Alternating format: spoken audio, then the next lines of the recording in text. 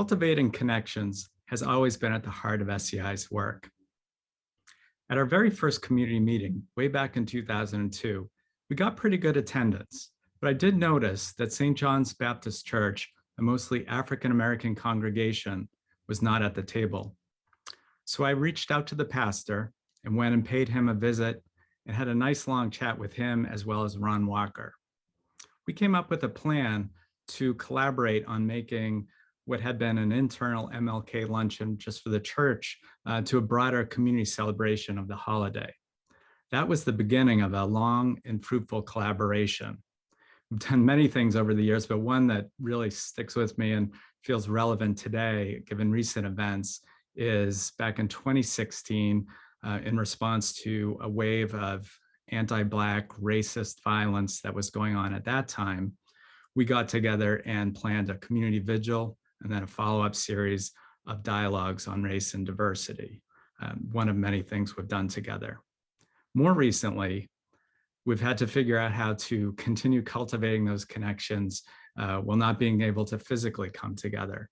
But the ties we developed over the years, we found very beneficial as the pandemic first hit. We found ourselves coordinating weekly meetings among partners that enabled us to get volunteers to go out and deliver food and other supplies to people who are quarantining. More recently, we tapped some of those longtime connections we had to launch a new vaccine equity program. We tapped former board chair for SCI, Al Calvo, and the Hispanic American Institute to offer a series of Zoom trainings to train their folks and their networks to be ambassadors for the vaccine. And thanks, by the way, to Gladys Vega for serving on one of those panels. The second key element of SCI's work has to do with developing leaders. Recently, we developed an exciting new program in this category called the Youth Grant Pitch Contest. Through that program, teams of young people were matched with volunteer coaches who helped them develop a project to address the mental health needs of their peers. They worked over the period of about a month together and then presented their ideas to a panel of judges. 5 of those teams were awarded grants to then carry out their projects, and they did some great things. If you're coming to the reception on Thursday evening, you want to grab me or Phil, or grab me or another SCI team member, and they'll tell you more about it. Another example of the developing leaders, we do also do some adult leadership development, and that's actually been a key part of our vaccine equity work. And through that program, we have seen leaders get trained to educate folks in their network about the importance of getting vaccinated and answer folks' questions. And so we've had Vitaly working within her Haitian church community to educate people, as well as Karina, who's been working at a Lynn Middle School to educate fellow parents at that school. And a thanks to Dr. Tutwiler for helping make that one happen. The third and final key element of our mission, and that what we're building up to with the other pieces, is about strengthening communities. As I've alluded to, in the past 2 years, we have found some ways to keep people connected through Zoom meetings and so forth. But after over a year of it, we were, like most people, very eager to get out there for some in-person community building.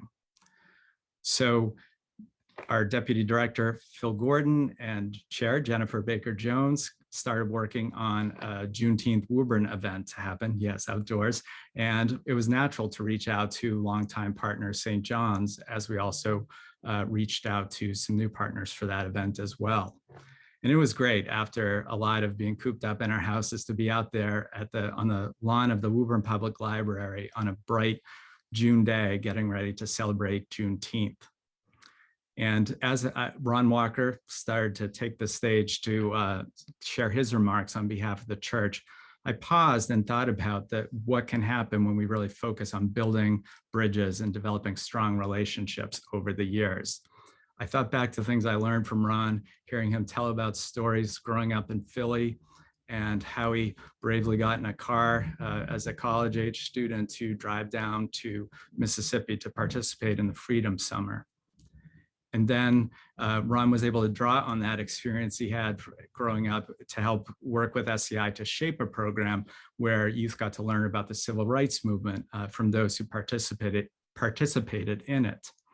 And then more recently, he provided some coaching to Phil and the rest of our team as we were developing a workshop for teens on critical race theory. It's really a real testament to see what we can do when we come together and develop those relationships over the years. As we slowly emerge from the pandemic and take stock of the inequities and racism that persist, there's so much to be done to create the safe, healthy, and inclusive communities that we all desire. At SCI, we believe a great place to start is cultivating those relationships and developing leaders who can work together to create stronger, more equitable communities. Thank you for joining with us today and supporting that work.